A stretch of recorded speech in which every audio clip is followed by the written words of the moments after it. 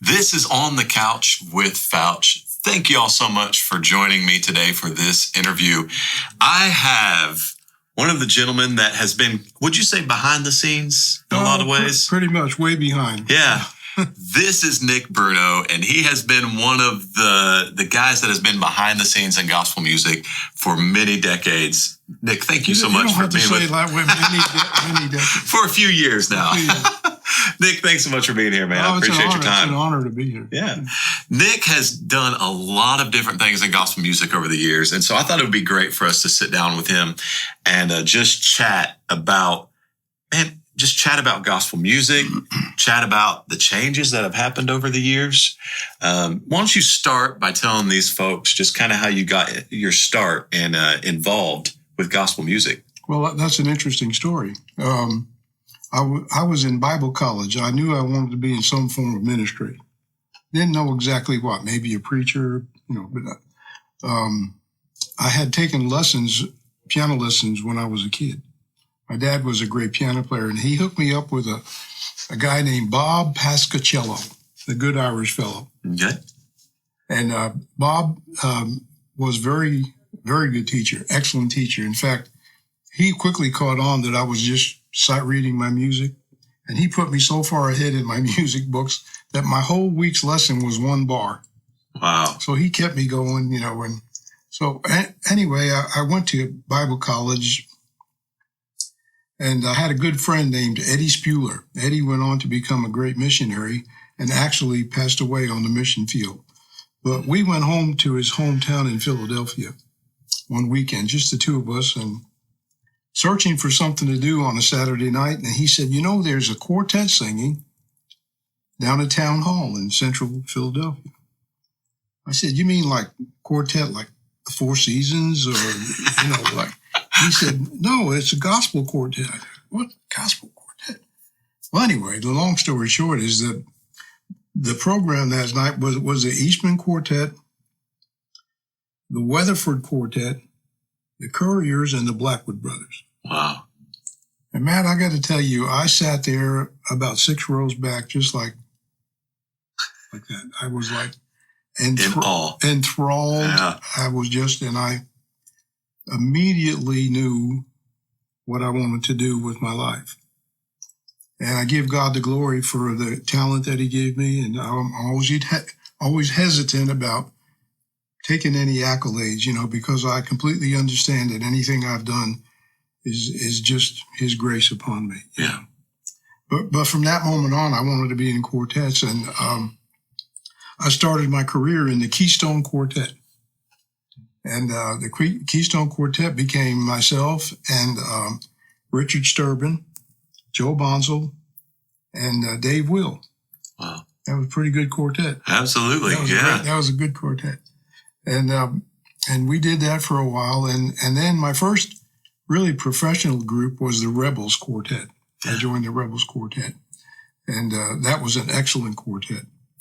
And is this what you want to hear? Yes, absolutely, man. These folks, the majority of these folks watching are hardcore gospel music fans. Okay. And what they love about this program is they get to meet some of the people in gospel music and get to know them a little more personally, hear their story, because a lot of times on the stages and the different things that we do, they will hear maybe one person in the quartet doing the MC work, or they hear just a little bit about setting up a song or maybe a short testimony, but they don't ever get to really hear the backstory, kind of some of that stuff. So this is perfect. Okay.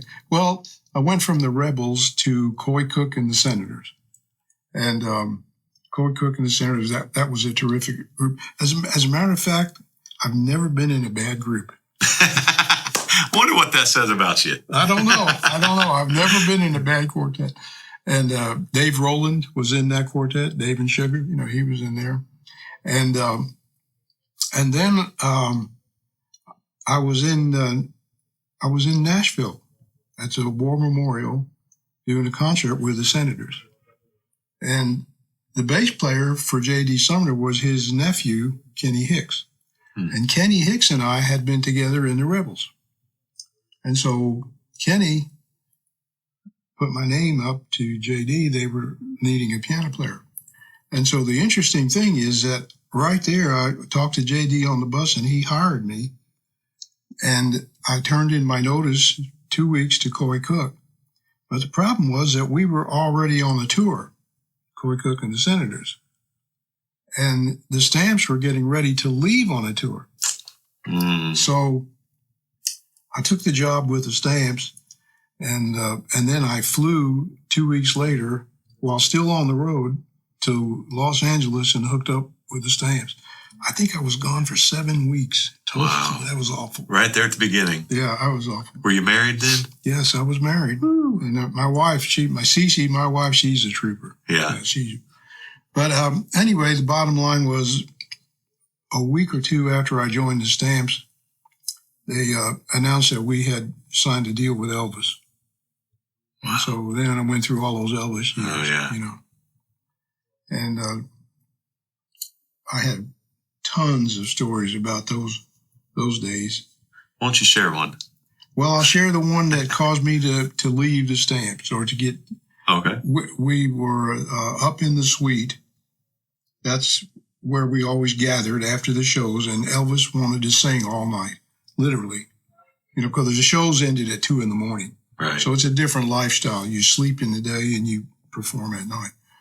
And so we were up usually till the wee hours of the morning singing gospel music.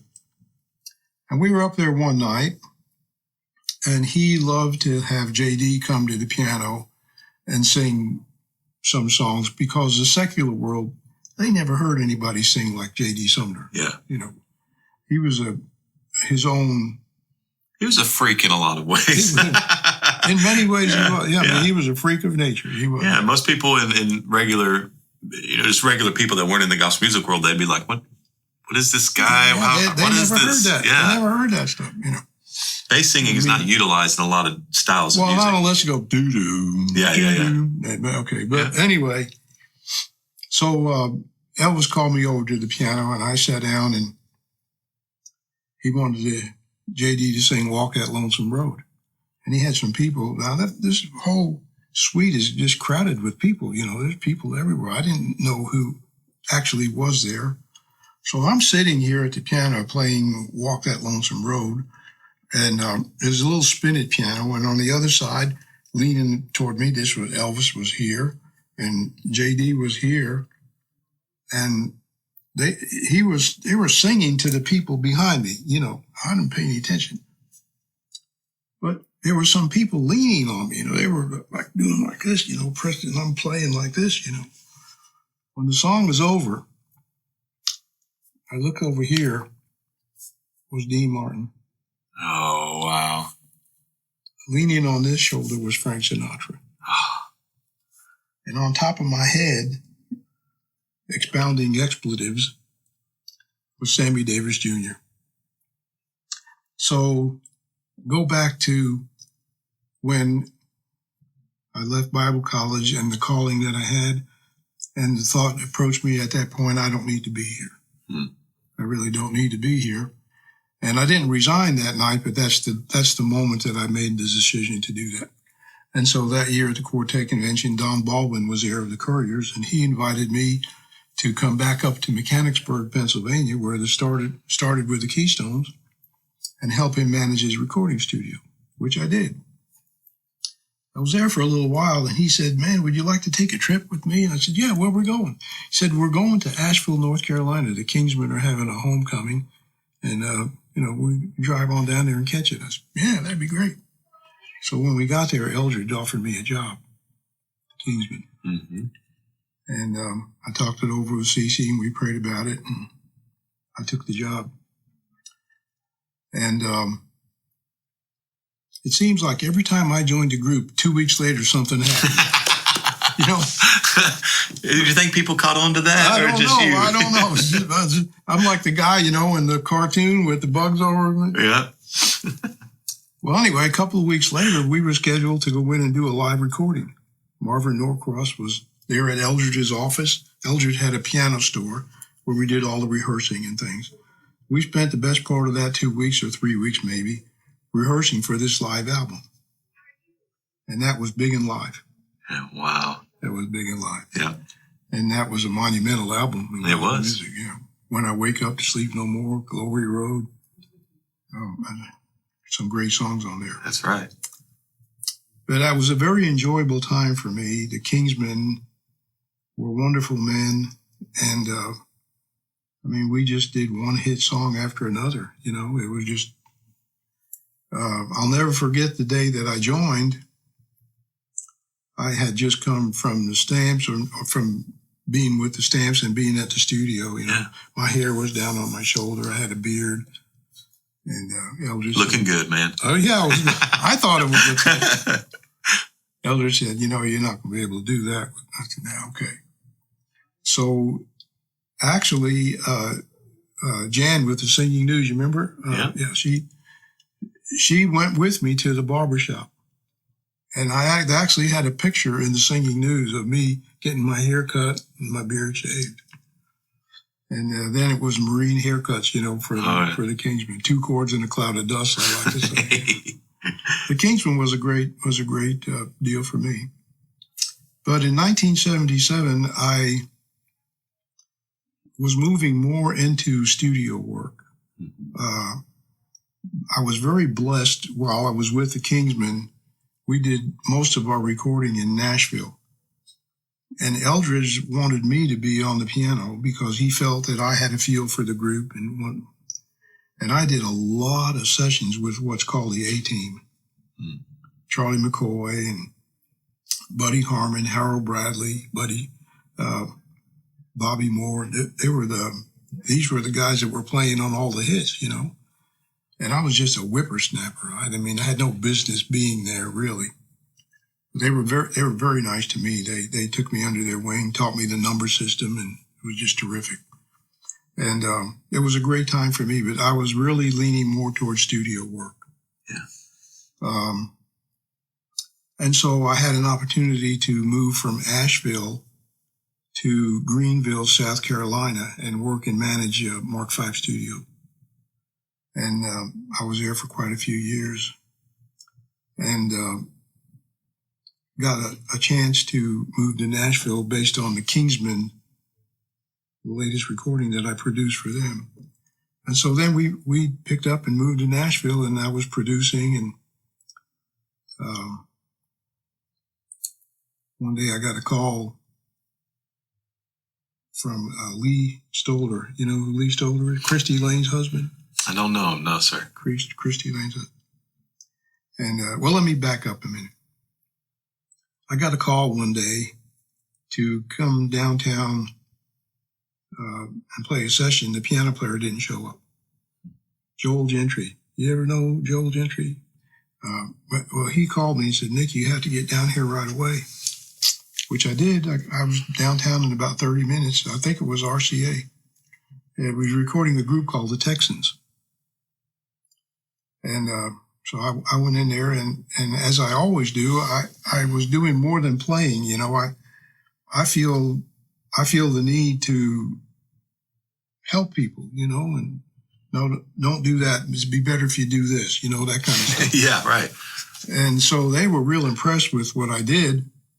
And I got a call maybe a year or two later, and Terry Laird, and he was with the Texans. And by now they had moved into a big theater in Branson.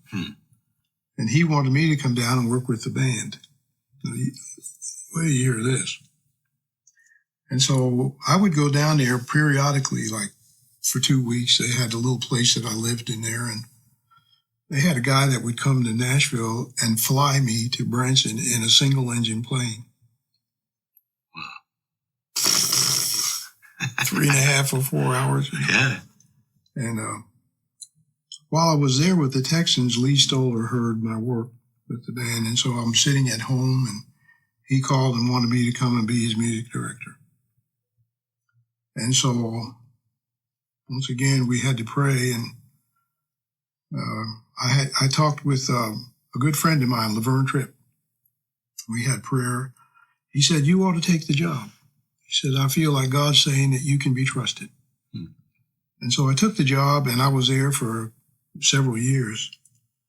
And it wasn't the kind of job that God called me to do, but it was just about like going to college for me, because I got to play with a lot of secular people. I couldn't even begin to tell you the list of names that I played for, of people that Lee would just bring through that theater, just on a revolving basis. Yeah. And it's amazing. And, it plays some of these original songs, in the original key, the whole deal. Wow. But I learned a lot. Yeah. I learned a lot. And I was sitting at home one day, and I got a call from Laverne Tripp. He said, how would you like to be the music director at Trinity Music Village? I said, well, that'd be great, get me back to Nashville. He said, well, come on down and meet with Paul and Jan Crouch. And I did, and I got the job.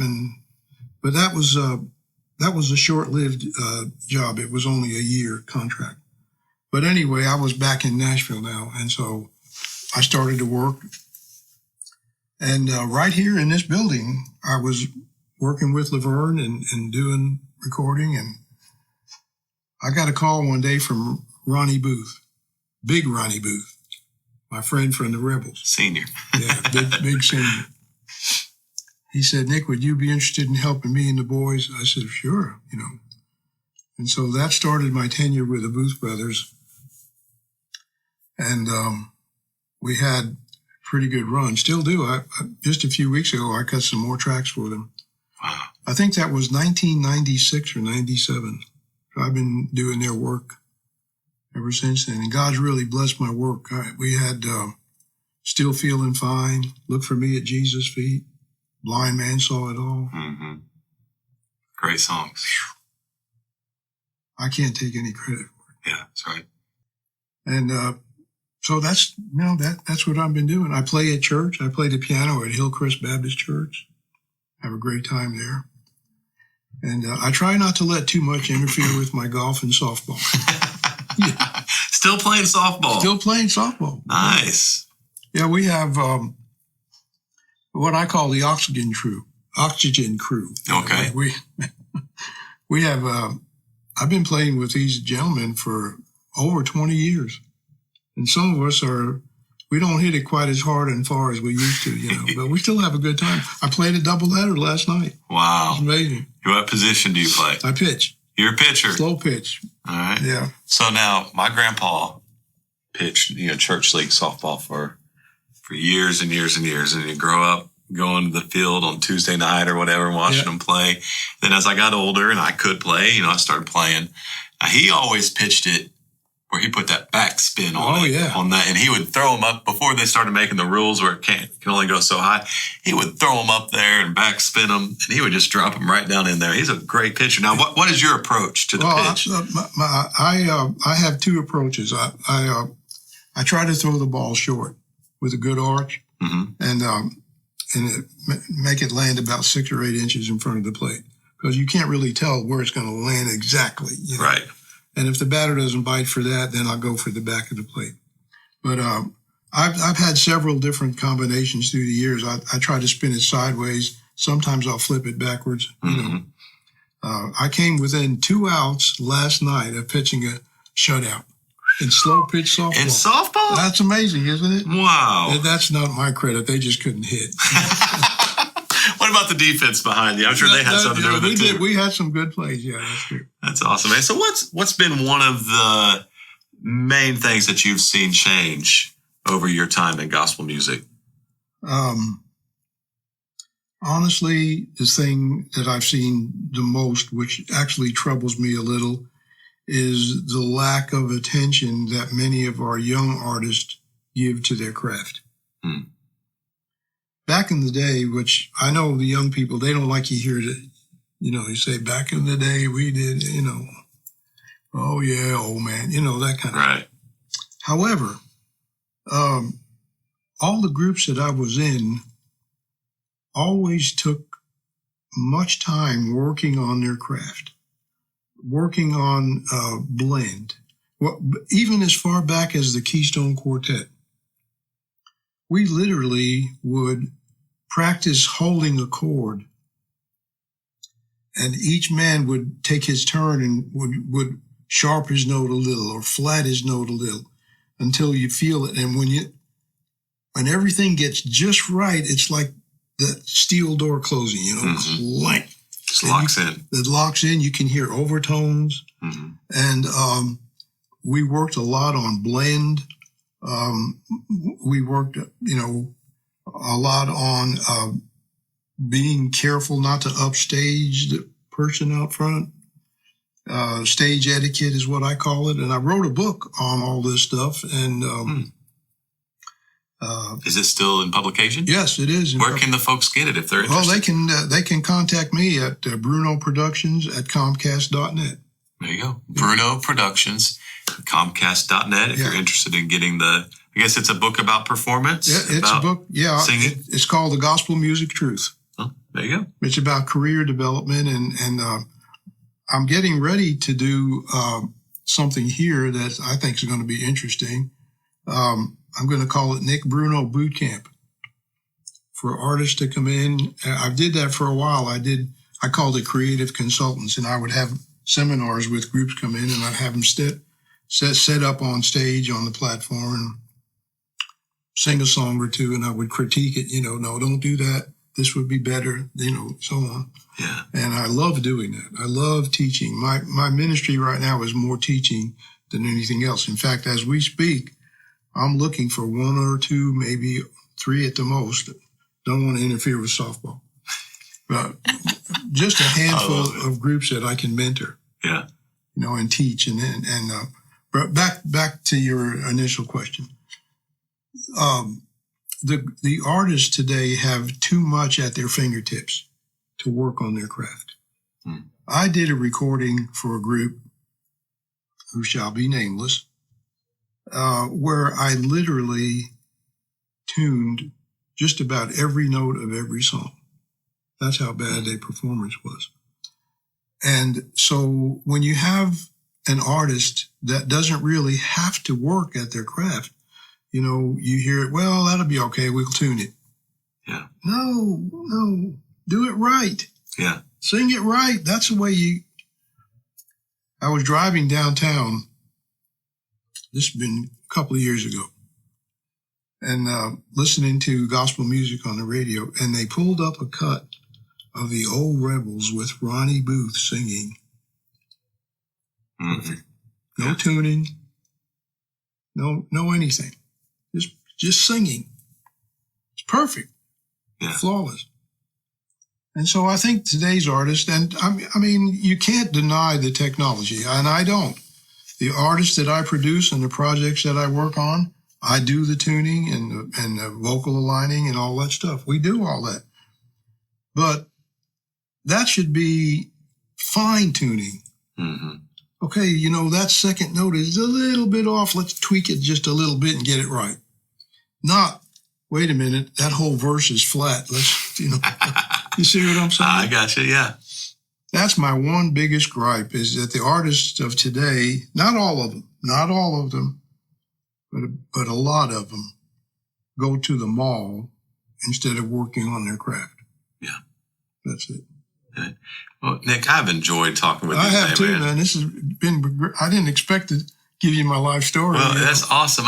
And the great thing about being able to sit down with people for this interview series, and this is what the folks that are watching, what they tell me all across the country when they come up to me at a concert and they say, I've been watching your interviews, they always love to hear that behind the scenes stuff, that a little more, where they get to know you a little more personally than just the guy that's up on stage, Yeah. So that's what folks love about it. Do you have a website? I know you gave the email address. Do you have a website? I do have a website. It's not that, nickbruno.com. Okay. And my email address is brunoproductions@comcast.net. All right. And I'm on Facebook too. Oh, yeah. Y'all check out Nick Bruno. He's had such a rich history in gospel music. And I thank you for giving me your time today, man. Thanks so much. Thank you very much. I've enjoyed it. Yes, sir. Guys, thank you for watching On the Couch with Fouch. Until next time, God bless you all and take care.